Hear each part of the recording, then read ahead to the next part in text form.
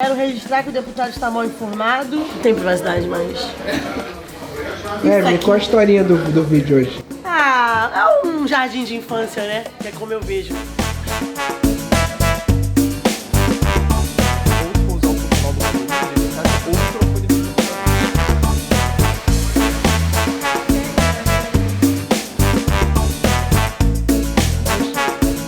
O meu Instagram tá bombando muito, cara. Então chegamos agora a 1.2k, entendeu?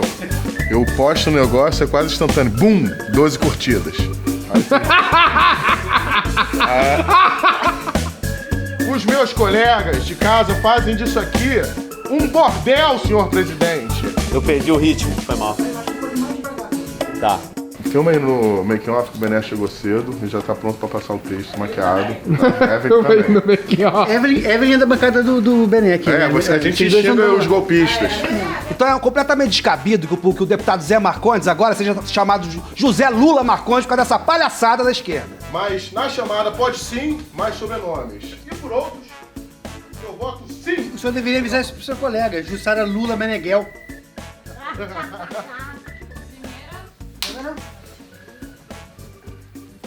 Não, aí você... Droga, viajei, né? Vai. Tá bom. Eu aqui, tipo... Quando você descobriu que você podia errar, você foi tranquilo.